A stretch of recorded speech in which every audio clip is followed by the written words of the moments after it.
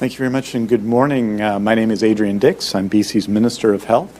To my right is Michael Marchbank, who's leading our surgery renewal commitment in British Columbia and doing an extraordinary job. Both Michael and I are honored to be here on the territories of the Musqueam, of the Squamish, of the Tsleil-Waututh people. We're honored to be here on their lands. I wanted to note that the truly, I think, remarkable efforts of people across British Columbia are represented by Michael and many other people who have stepped up in this time of pandemic to lend their passion, their commitment to one another, their expertise to the real challenges of our time.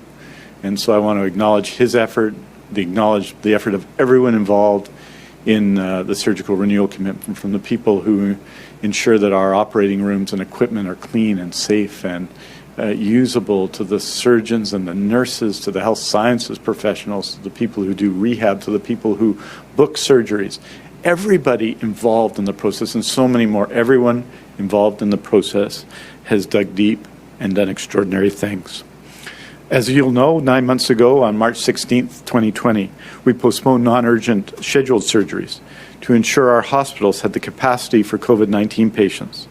I asked Michael Marchbank, who is the former CEO of Fraser Health, to provide his guidance and leadership to surgical renewal. And on May 7th, we released our commitment to surgical renewal in BC and began calling patients to reschedule their surgeries.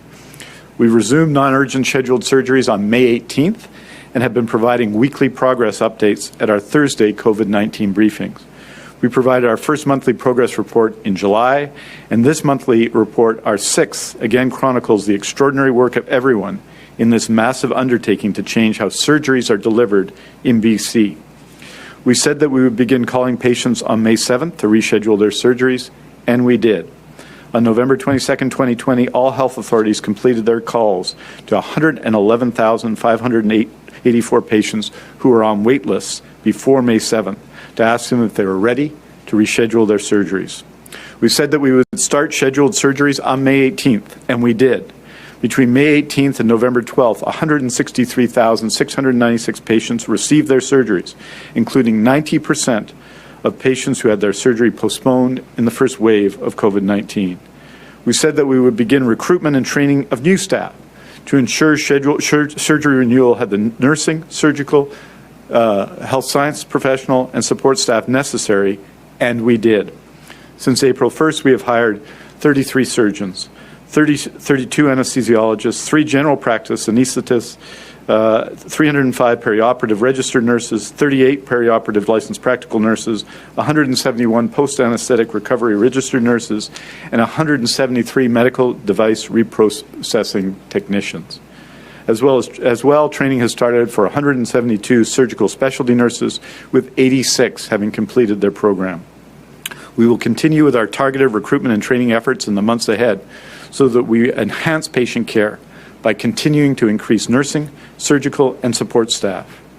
We said that from June 15th to October 15th, we would substantially add capacity by extending daily hours of operation, adding Saturday and Sundays to the schedule, operating new ORs where available, and adding contracted capacity. And we did, with 47 initiatives across all health authorities, adding 7,979 hours of operating room time compared to the same time frame last year. We said we would focus on urgent and long-waiting surgeries, and we did, by performing 996 more urgent scheduled surgeries and 6,299 more surgeries for patients waiting longer than 2 times their target wait. We said that we would reduce the summer slowdown period, and we did, achieving a 37% reduction.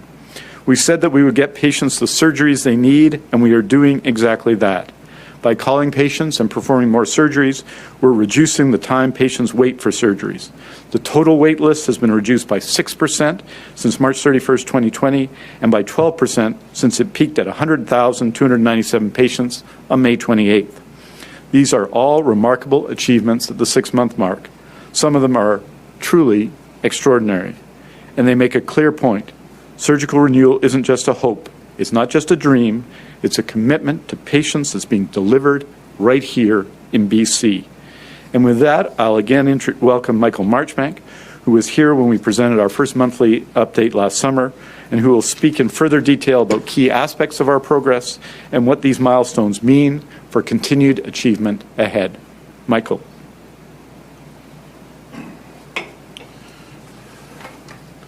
Thank you, Minister Dix. I appreciate the opportunity to be here today to highlight all that has been accomplished in the short time and talk about our work ahead. I want to reiterate, the first slide please, what you'll see these points in the at a glance. The next slide please. At a glance.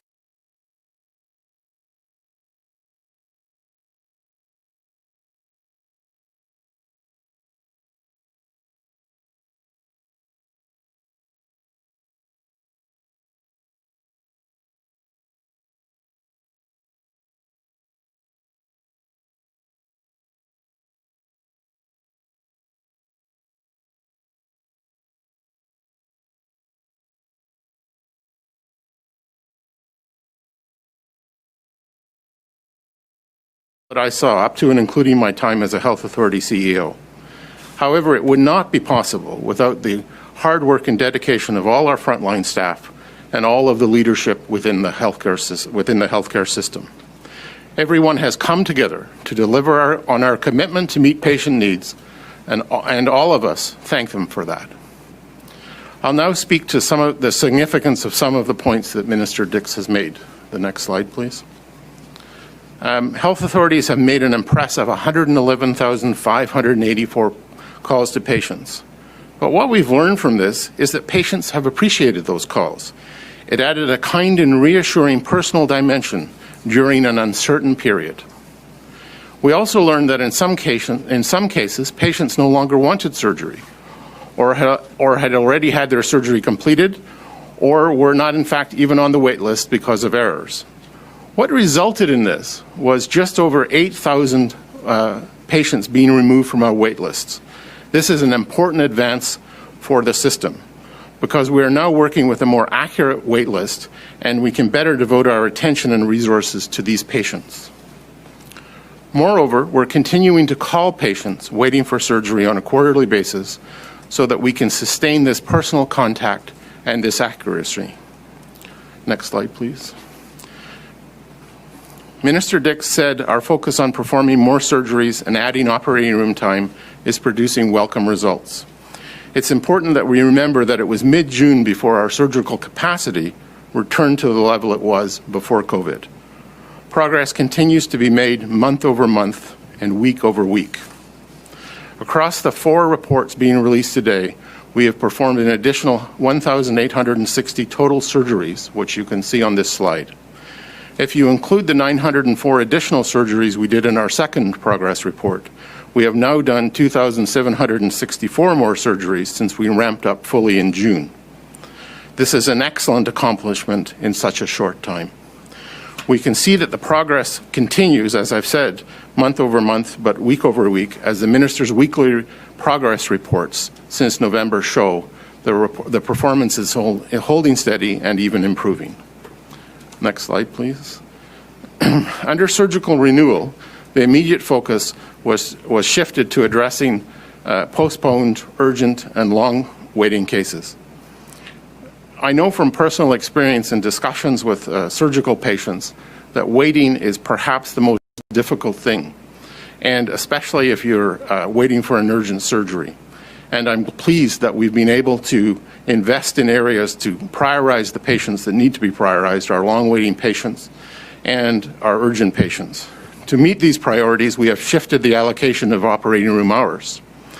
Neuro, ENT, ear, nose, and throat, plastic and thoracic surgeries continue to see increases.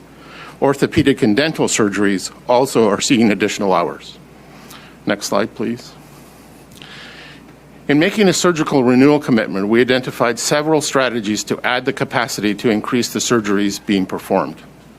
Those included extending surgical days, adding surgeries on weekends, opening new operating rooms, and new operating rooms that weren't being used, reducing slowdown periods, and adding contracted capacity.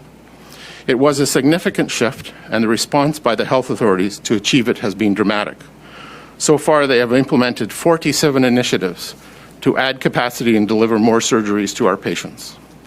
What we have seen so far includes extending days in 11 operating rooms, adding weekends in 4 operating rooms, opening 23 new or unused operating rooms, maximizing our capacity at our non-contracted sites, and achieving a 37% reduction in summer slowdowns. The health authorities are continuing to add new initiatives throughout the winter and spring to add to the progress that they've made in the first 6 months. What this means is that from April 1st this year to March 31st of 2022, health authorities will add 24% capacity increases over the base year of 2019-20. And what this means for patients and their families is about 99,000 more operating room hours, and this means more surgeries for those who need it. Next slide, please. Next slide. This achievement requires a massive investment in hiring and training nursing, surgical, and support staff. Minister Dix reported our progress so far, and it is remarkable. Each health authority is driving and achieving this progress. Fraser Health has made 70 hires, Interior Health 264, Island Health 146, Northern Health 64, PHSA 31, and Vancouver Coastal has made 180 hires. These hires, and we are continuing to make them all the time, ensure that we have the staff required as we add new capacity. But there's more to it than that. These hires will ensure the sustainability of the surgical renewal commitment going forward, as well as reducing overtime burdens and staff burnout.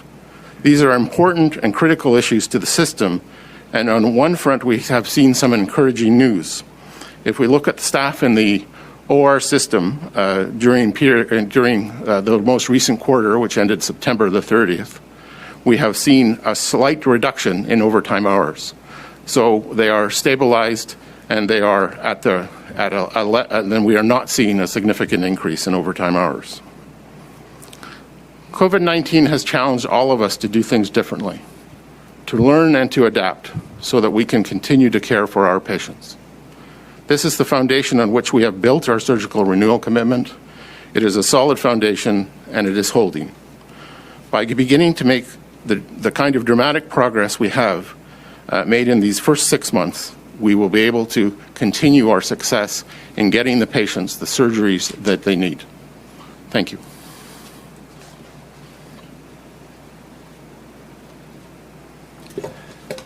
Thank you, Michael, and thank you for all the work. Thank you for all of the healthcare workers, the healthcare professionals, our teams out there who have done this extraordinary work together. And thank you to people of BC, both for their patience and for their commitment and support. I think our COVID-19 response has always counted on the strength that flows from all of us working together, drawing upon the determination within each of us to make the collective difference in keeping all of us safe. Of course, our job is to stop the spread. And as much as we're counting on our healthcare systems for the surgeries we need, everyone involved in delivering surgeries is counting on us to do our job so that they continue to do theirs. We are well into the second wave of COVID-19. Vaccines are being administered across BC. Our hospitalization rates, 367 people in hospital, are among the highest since our fight began.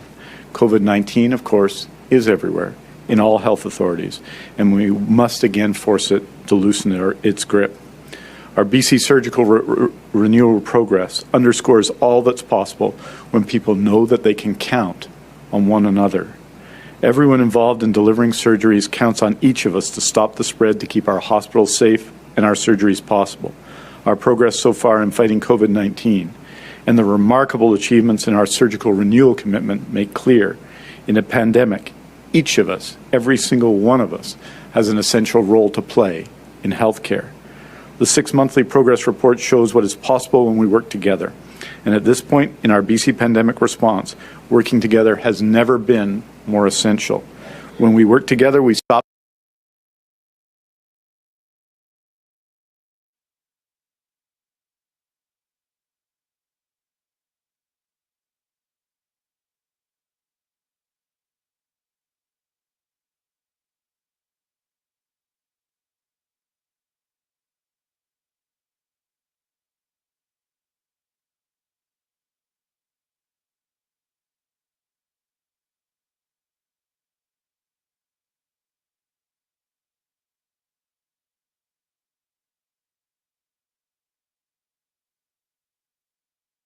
were seriously harmed who missed their surgeries or perhaps passed away before they were done?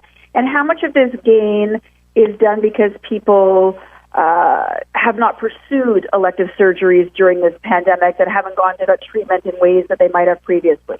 I think we provided some of that information every week around the people who've chosen or delayed their surgeries due to COVID-19, and we'll be reporting on that as we have every week. I think the urgency of this response demonstrates the importance we see to people getting the surgeries they need. As you'll remember, during the March and April and May period, we continued to do urgent surgeries in that period. We continued to do emergency surgeries, of course. And so there were, in fact, each week, in the thousands of surgeries performed. So when it was necessary to do surgeries, the system responded and continued to do them. There is an effect. Longer wait times have an effect, and it's why this significant increase, this reduction in the number of people waiting for surgeries, this effort to do in a pandemic more surgeries than we were doing before is so important. And so there is always going to be an effect when surgeries that are needed are delayed. We sometimes use the term elective surgeries to suggest, it sometimes suggests to some people that what elective surgeries means is that people have a choice. These are necessary, medically necessary, required surgeries. And so, and an elective really means scheduled, that they're scheduled in advance. So what we've done and what we're going to continue to do is ramp up the number of surgeries that we do to deal with any backlog. Essentially, everyone who had their surgeries delayed has had them now dealt with because of this response, and that's why the urgency in our response. And so I think that there is an effect of delaying non-urgent scheduled surgeries, and that's why we've responded the way we have. But you'll remember that thousands and thousands, in the tens of thousands in that period when we had delayed non-urgent scheduled surgeries continued to take place, and those were the urgent ones, those were the emergency ones. Do you have a follow-up, Lisa? Yes, regarding the flu, we've had, a minuscule number compared to what we've seen in previous years, I think is what I've seen so far. So I'm wondering if you can just talk about how that has BC avoided the twindemic that was feared of having the flu and COVID at the same time, and what difference has that made? Well, I think it makes a significant difference. Anyone working in an emergency room, in a hospital, in a community clinic, not to mention all those people who might have got the flu and haven't, will tell you what a difference it makes. I would say this about our flu immunization program, and it parallels what's been achieved in the surgical renewal program, that in a time of a COVID-19 pandemic, we've undertaken the largest influenza immunization campaign in BC history. And on the front lines of that have been pharmacists and doctors and public health. So hundreds of thousands of more doses delivered by pharmacists. That's on the immunization side. And it's also clear that the actions we are taking to deal with COVID-19, the fact that I think people have listened to Dr. Henry and are washing their hands more, the fact that we are maintaining physical distancing, the fact that we have COVID-19 protocols everywhere has also assisted. So to say the least, it's good news that we're not dealing with a major year of influenza at the same time as COVID-19. That wasn't by accident. It's again, the people of BC made this happen. Our healthcare professionals made it happen, and the extraordinary effort of our team in delivering as I say, the largest influenza immunization campaign in history also helped make it happen. And it continues. And I just want to say to everybody, you can get a flu shot in BC. And I know that many people, because of the priorities on the COVID-19 vaccination, the fact that we have relatively little vaccine to deal with for COVID-19 doesn't mean that flu shots aren't necessary. In fact, they can be very helpful, and I encourage people to seek them out if they haven't got one already. Thank you. The next question comes from Binder Sajjan, CTV. Mr. Dix, just want to ask you around case numbers and testing. The numbers have remained relatively low and stable through the holidays, but testing levels are also low. Yesterday, BC seems to have tested just under 6,000 people compared to 51,000 in Ontario, 31,000 in Quebec, and even Alberta, which has fewer people, tested 10,000 people. So Why aren't more people getting tested, and how probable do you think it is that the low testing numbers are the reason that our COVID case numbers are lower than the other provinces that are seeing this sort of post-holiday spike? Well, first of all, Inder, I would say you have to look at all the numbers, and I know that you do. So I know you're asking the question to get the answer, but I know that you do. On hospitalizations and in critical care, we were yesterday at, I think, 367 in hospitalizations and 77 in critical care. And that tells you something as well. And so one of the reasons why there's more concern, I think, in Alberta and Ontario and Quebec is that their situation in acute care is significantly worse than ours. So it's not just the one indicator, cases per day, but other indicators that show that. But look, we're dealing with our own pandemic in BC, and those numbers that I just referred to are significantly higher than they were previously. They were 149, you'll remember, at the peak on April the 5th. In terms of hospitalizations, and 72 in critical care. So obviously 367 and 77 is more than that, and it's a significant challenge. With respect to testing, our goal was to increase capacity for testing. And so we have the capacity to do more than 20,000 tests a day. That doesn't mean we do 20,000 tests a day. I get a lot of this discussion. People ask questions about this. We test what we need to test. We test symptomatic people in BC. And on Tuesday, so yesterday, our testing numbers that are produced have consistently been lower than any other day for us, because what happens on Tuesday at 10 a.m., which is the cutoff to provide that information, is we're essentially reflecting Sundays, which is our lowest day of taking in new tests. But I would expect the testing numbers to increase in the next period. And what it shows is, I think that in a sense, we're testing the right groups of people. Look, this is a serious time for COVID-19 in BC. And I don't think people are looking at other provinces or looking at us. This is a time when we have to dig in and follow public health guidance, and where there are rules, public health, explicit rules and laws, public health rules and laws to stop the spread. We've had the Christmas period. That's now happened, and we haven't really seen what impact that will have one way or another yet. In both case numbers and its potential effect on hospitalizations. So we're obviously actively monitoring that. Dr. Henry tomorrow will be speaking to the public health orders that are in place.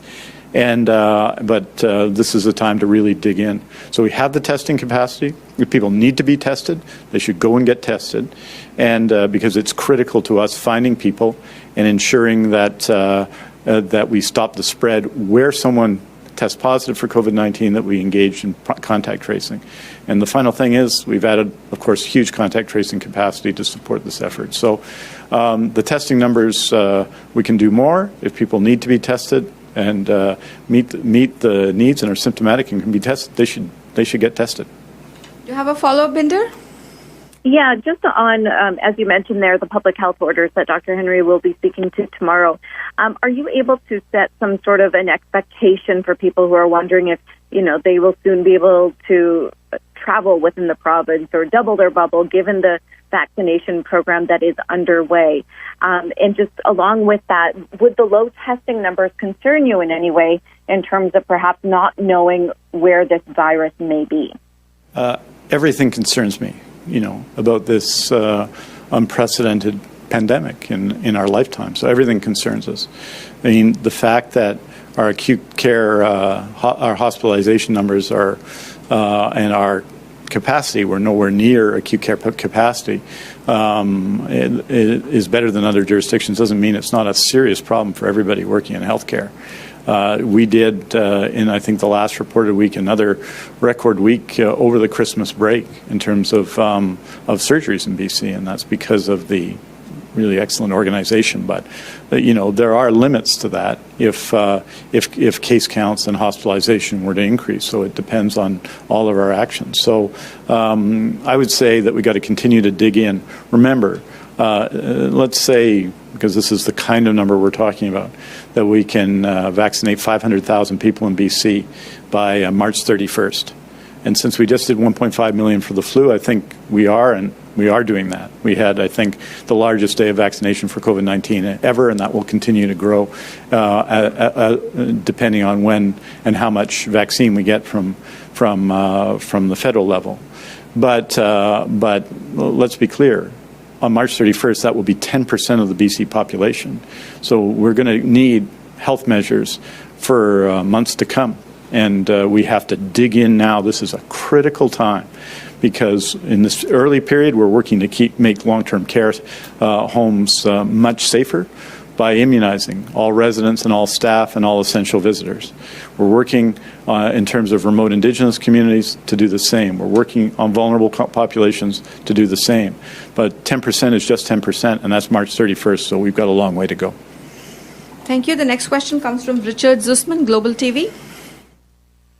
I'm just curious, Minister, about, and I know you've provided these in some updates, about the 10% that's missing here. Like, are those people who said they did not want to do the surgeries? Why are we only at 90%? And is there a concern as we continue through the second wave that we may get to a pressure point that we'll once again need to postpone surgeries? I don't think we're hopeful that that's not the case. We obviously learned from the spring and what happened in the spring.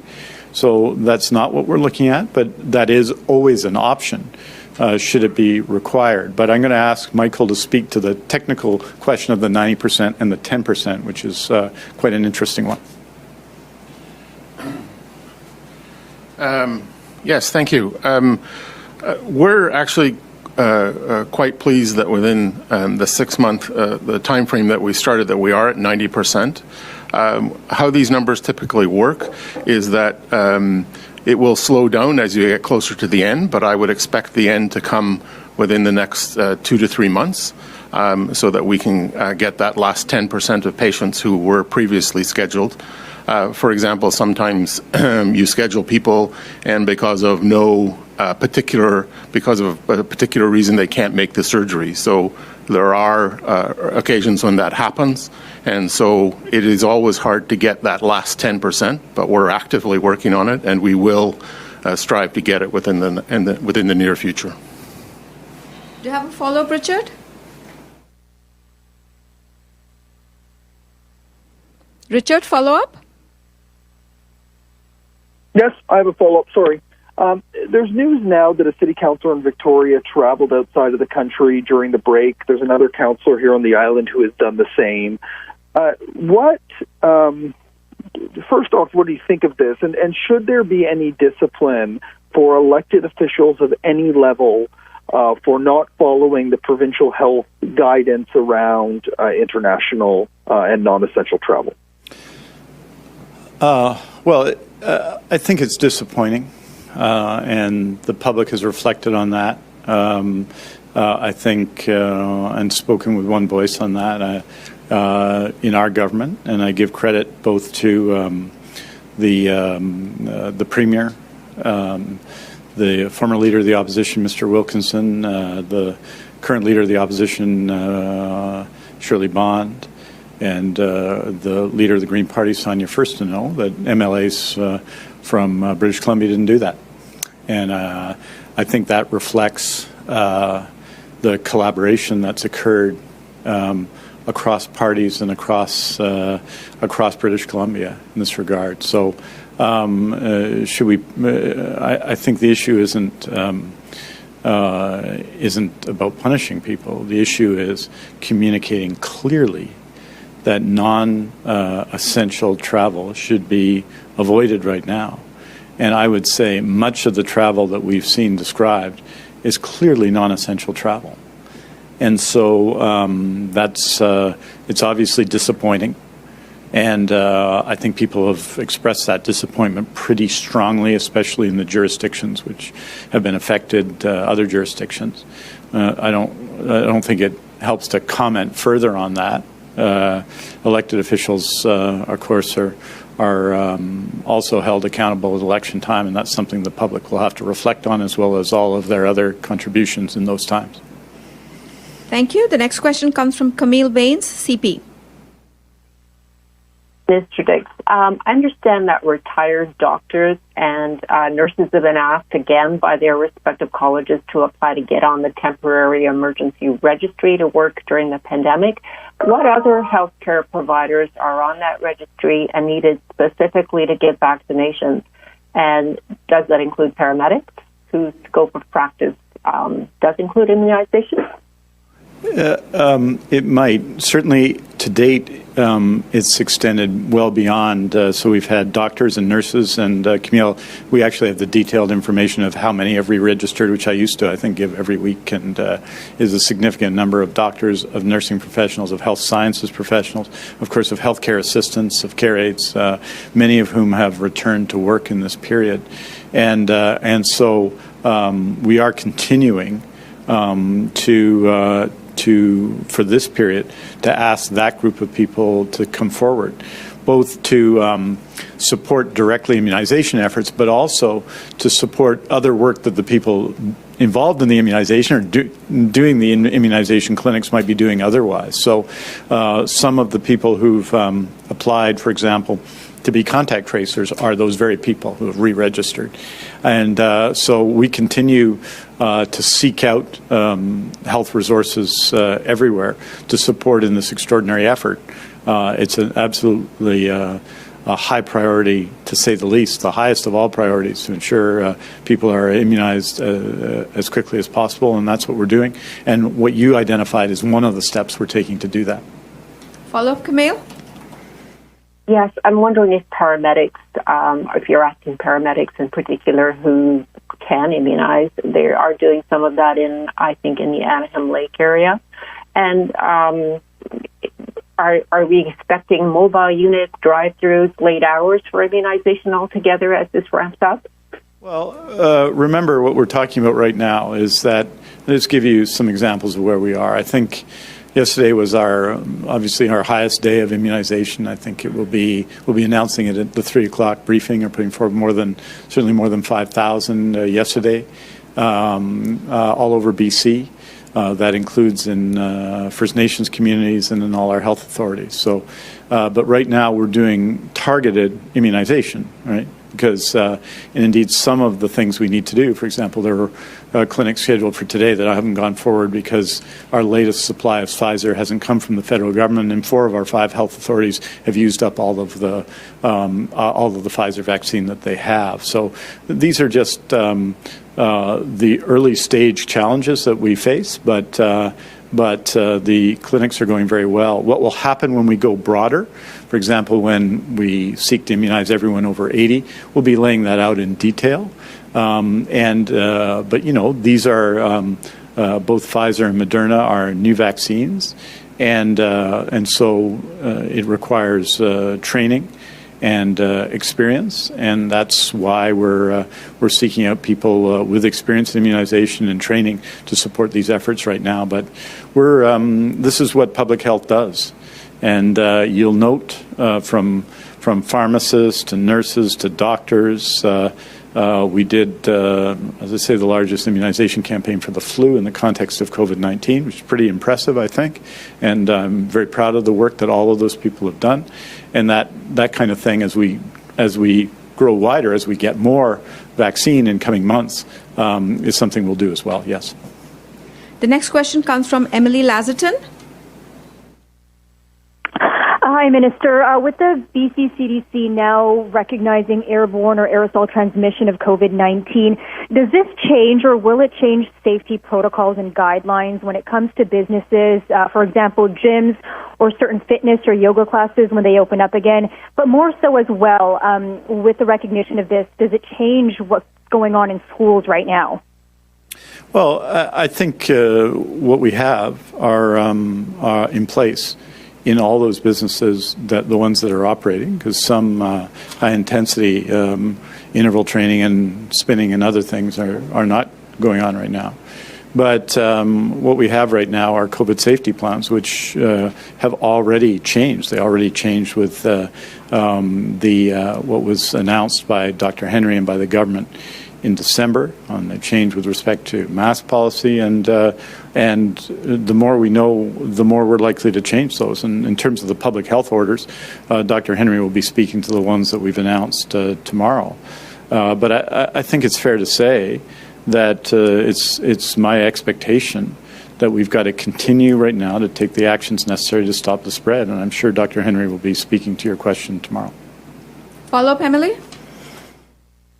Yes, the UK, I think a few days ago or a couple days ago, decided to space out the doses of the vaccine to 12 weeks versus what we're doing, about 4 to 5 weeks. It's been met with criticism, but has that idea been brought to the table by you or Dr. Henry and the team to get an initial dose out to more people from the get-go?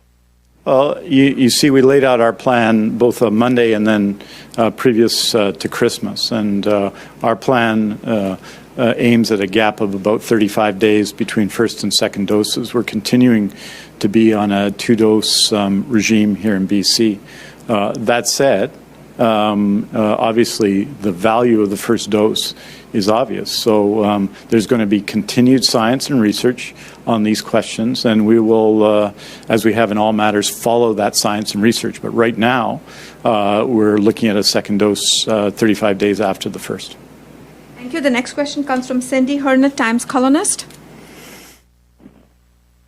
Hi, Minister Dix. When we see vaccinations in care homes, when all staff and residents are vaccinated, how soon afterwards are people going to be able to visit loved ones that they haven't seen for 9 months? Well, I think it's going to be a while yet. But what the immunization will do in care homes is it will make everybody safer, and it will allow for us to review some of those changes. There are also some changes in essential visitor policy in the province, which we're looking at right now, which I would expect to speak to shortly. So that's on essential visitor policy. But I think in general, it's going to take some weeks before the impact of the immunization is fully felt. And then we can review all of those other questions. It's the lack of visits is something that everyone involved, from my family to every other family, is feeling the effects of. It's profound, and it's now been, it's been 9 months, essentially, which is a long time in anyone's life and a long time in long-term care homes. So the prerequisite to expanding visits will be our immunization campaign, but it takes some time for the vaccines to take effect, some time for everyone to be immunized, although that will be soon, and then we can start looking at what we can do to return some sense or some greater sense of the normal to the lives of people with long-term care and their families, who, of course, think about that every single day, as I do. Follow-up, Cindy? Yes, thank you. Just a clarification. So would that be done home by home, as each home is, everyone receives vaccinations, or are we talking on a health authority basis, or are we going to wait to a province-wide basis until all home staff and residents are vaccinated? And if you want to talk about the next 15 to 22 months for the rest of the postponed surgeries to be done, what kind of momentum is needed to take us to that completion point?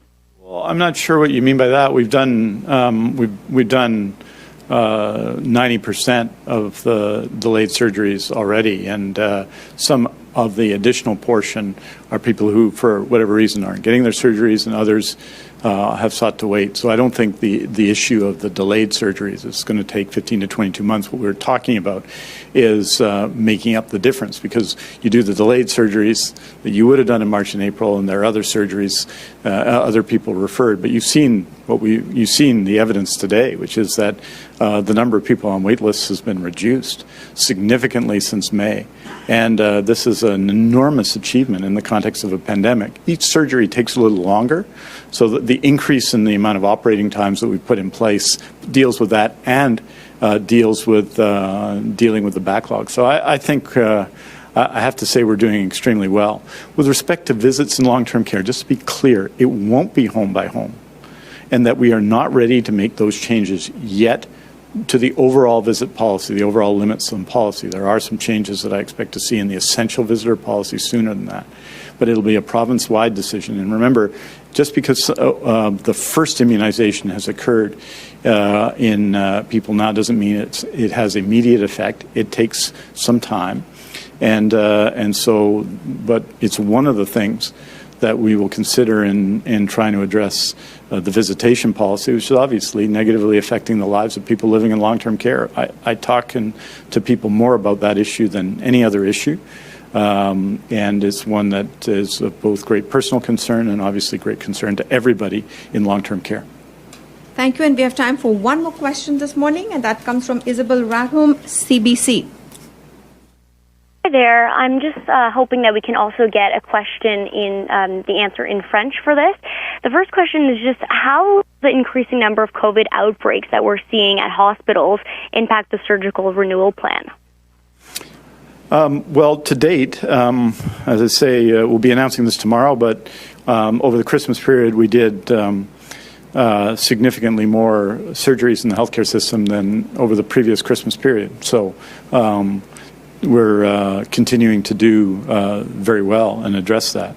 Obviously, at a certain point, when there's outbreaks in a particular hospital, it affects surgeries. We saw this after the fire and then the outbreak at Burnaby Hospital, for example, the impact of the outbreak at Lions Gate Hospital. Those are two examples of cases where it affected us, and the one at the University Hospital of Northern British Columbia, which affected us with some relatively small number of cases. So those outbreaks do have an effect. It's one of the reasons why we are high on our priority list is immunizing and making safe our acute care hospitals. It's one of the reasons that we do that, to ensure that we deal with outbreaks. It should also be noted that some people in acute care are essentially waiting for long-term care placement, so effectively they're long-term care patients, and so that group of people is amongst the high priority list to be immunized. Those are people in ERs, those are people in ICUs, and so on. But it affects it. It also affects certain kinds of surgeries. One where you essentially have to reserve an ICU bed, for example, would affect that if an outbreak or a large number of COVID cases were to come to a hospital. So that's the reason why everyone has to dig in right now. One of the many reasons to keep people safe, to keep communities safe, to keep long-term care safe, to keep hospitals safe, to keep schools safe. We need to continue to reduce community transmission and take every opportunity to point that out. And that means washing your hands. That means keeping physically distant. That means not going to work sick. That means not having gatherings outside of your household in your home. That means the limits on gatherings that are in place right now outside of the home. All of these things are in place so that we can continue to have a healthcare system that works for all of the other issues, and we can continue to have a society that works for all of the many other things we aspire to do while dealing with the COVID-19 pandemic. Minister, response in French. En français, je dirais que, bien entendu, la pandémie a un effet sur les fonctions des hôpitaux. Et donc, quand on a beaucoup de transmission dans une communauté ou quelque chose à un hôpital particulier, tel Burnaby, où il y avait un incendie, et aussi des cas de COVID-19 un peu, dans plusieurs lieux à l'hôpital, cela a un effet sur des chirurgies. Donc, il est bien évident que ce qu'on fait dans la communauté, ce qu'on fait actuellement pour réduire la transmission de COVID-19 aide notre plan du renouvellement chirurgical. Isabel, do you have a follow-up? Yes, I do. So there are concerns from healthcare professionals that the vaccine rollout is way too slow. What do you say to those healthcare professionals who are on the front lines here and that are saying that this rollout is far too slow and that vaccines are essentially just sitting on shelves? Well, that's just not the case. I mean, it's just not the case. Yesterday was the largest day of immunization in BC. It was. In 4 or 5 health authorities, we essentially used up all of our Pfizer vaccine. We're expecting, I think, 16,125 doses. We were hoping for Monday. We're now hoping for either later today or tomorrow from the federal government. So that meant that some vaccination clinics in a couple of places had to be delayed today because we didn't have any vaccine. The only limit, really, to the immunization campaign is the amount of vaccine we have. And this is not a criticism of anybody. It's not a criticism of the federal government. It's not a response to the Prime Minister. But we can only deliver the vaccine we have. And just as an example, the Moderna vaccine came in. There were 20,400 doses. Most of it came on New Year's Eve. Well, over the weekend, that vaccine was distributed to 19 First Nations communities and is now being part of immunization campaigns in all of those communities. And so there's nothing waiting on the shelf. But what we are doing, and what we do need to plan to do, is for a time when we have more vaccine. We're expecting in February to be receiving roughly, for example, the Pfizer, I think 40,000 doses a week. And so we'll obviously have to ramp up at that point. But I think you'll see in today's numbers a lot of people being immunized. It is absolutely a priority. We're throwing everything at it. It requires a whole bunch of things once the vaccine arrives to ensure it's kept safe. It obviously involved training, which couldn't start until, with these particular vaccines, until the vaccines were approved by Health Canada. And but it's going ahead, and I think people are doing everywhere in BC from Surrey to Hartley Bay. And today, I think in Terrace, I think everywhere in BC, people are doing a really good job. So what I would say to those doctors is, I think so too. I want to be every day that's a delay in immunization is, someone who's less safe from COVID-19. And especially when we're talking about vulnerable communities, that's important. But, the reality is what I said is that the federal government, which I think is doing a very good job, they've got agreements on 7 vaccines. We're expecting enough vaccine to immunize about 10% of our population by March. I wish it were 40%, but it's 10%.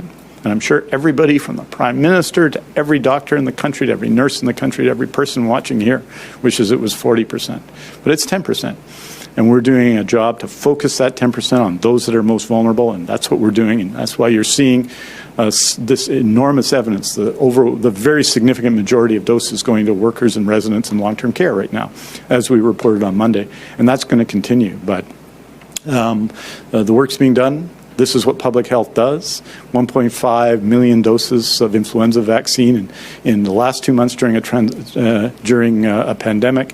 I think even though there are challenges with these vaccines, we're going to be able to do the 500,000 people and hopefully more easily by March 31st. It may be that more vaccine arrives sooner and that we'll have to obviously ramp up in response to that, and we're hopeful of that. But we're dealing with the vaccine that we have and working closely. And I think everybody at every level, from the federal governments to the provincial governments to everybody who's involved in immunizing people at the local level is going to be 100% all in this effort. So I agree, nothing should be waiting on the shelves, and nothing is. Thank you, and that's all the time we have this morning. Thank you for joining us. Thank you.